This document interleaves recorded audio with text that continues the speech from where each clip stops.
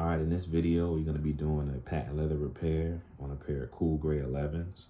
You can see we have some discoloration up here. We got the patent leather chipping, creasing. So let's get started.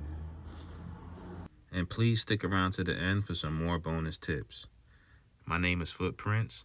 Now let's begin this sneaker restoration tutorial. First, we'll begin by prepping the surface by using acetone and a cotton ball. Next, we'll follow up with a piece of 120 grit sandpaper and acetone. After that, we'll apply a leather filler to all the damaged areas and allow the filler to dry for 30 minutes to 1 hour. And then we'll sand with a piece of 80 grit sandpaper, followed by a piece of 220 grit sandpaper. If you want it to be a little smoother, you can also use soap and water and apply a wet sand. For the severely damaged areas, we use patent leather X-Flex filler. Then we wet sanded the area with a piece of 220 grit sandpaper. After that, the sneakers were dry sanded with the level 1 sanding pad from the patent leather hand painting kit, followed by the gray angle sanding block before we applied paint. So now what I'm doing, so I don't waste all my cool gray, is I'm filling those damaged areas with some Legend Blue white.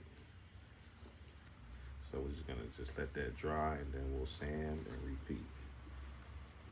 So this is what they look like. I don't wanna mess this one up. After coat number 1, I used about not even half an ounce of paint so far, and that was for both shoes. Not even half an ounce for both, and we covered both of them first coat. That's what it looks like. So sand in here. I'm using the triangular side on the edge because of the flex, so you don't create no damage. And then after this, we're gonna gloss. The gloss can be used on all colors. I got Win-Like 96 Gem Red, Legend Blue White, Win-Like, I believe that's 82 blue, 7210 black, and then you got the classic black.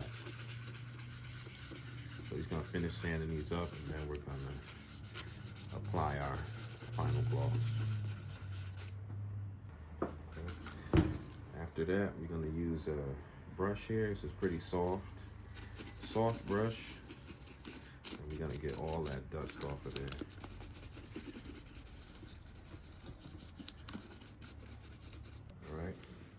Now we got the gloss applied. Okay, we're gonna let that dry for about 2 hours. You can see it drying up over there. Just a tip, I sprayed on the gloss. Now to spray on the gloss, you got to pull your airbrush back about 1.5 to 2 inches. Hold on, let me get it so I can show you. And now what I did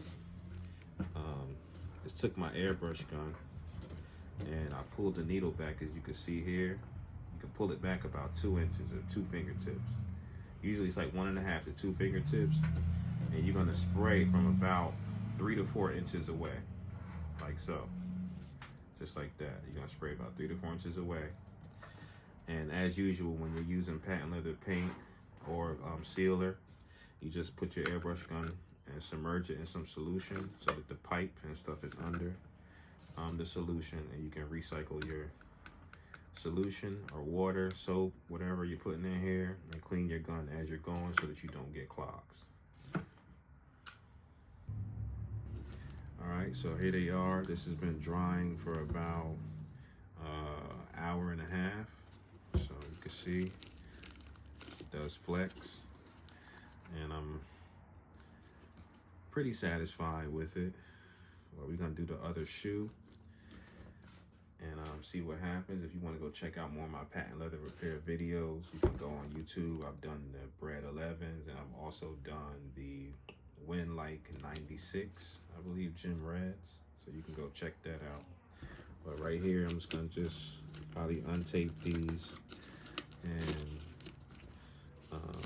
take the tape off the bottom and do a deep cleaning on the top, and we should be done with these. All right, in this video, I'm gonna be talking about how I set up my airbrush and airbrush maintenance and what I prefer. This is my solution cup. You can see I take the airbrush. I use a bottom feed airbrush because I transition between a lot of colors here, as you can see. We got AJ11 Legend Blue White, patent leather paint, black, black matte. I'm transitioning between a lot of colors. So with that, and while I'm spraying, I keep my airbrush inside a cup submerged in water to prevent clogs. As you can see, the pipe right here is submerged in the water, so while not in use. Okay, and sometimes I'll spray the gun in here to recycle and filter the water and clean the gun out as I'm going, like before I transition to other colors. I also do have a cleaning jar that I do have for that. Inside this cleaning jar is a metal pipe at the top. This is just a piece of a hanger. I just cut it and snipped it off, and then it fit right in here perfectly. The hanger wire also, if I want to clean the pipe inside, I can also do that too. If you need to clean the pipe, you can see the metal, it can go right in here and clean out any debris inside the pipe on the inside. So it's a plug and it's also a cleaner. I do also use it with the jar as well. I have the jar in here. It's floating around in here somewhere. I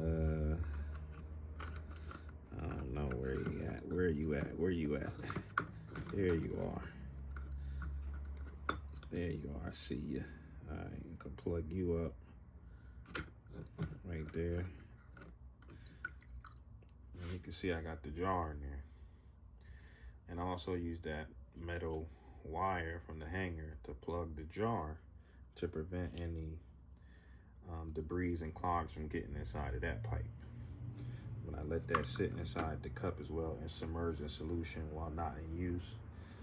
Like I said, this helps me transition between colors.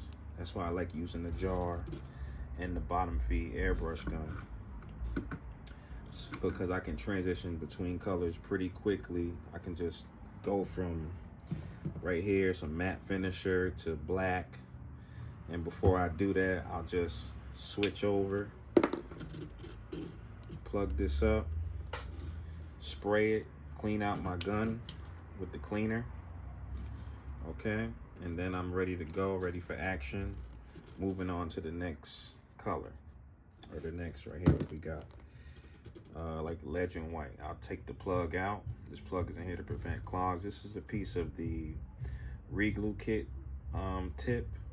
Like it comes with the re-glue kit. It's like some tips that come in there. But I just put them inside the jar to prevent clogs like that. And it goes all the way down through the pipe. Okay, I can show you. I know I'm rambling, but I'm trying to show you this all really quick at once. You can see the pipe there.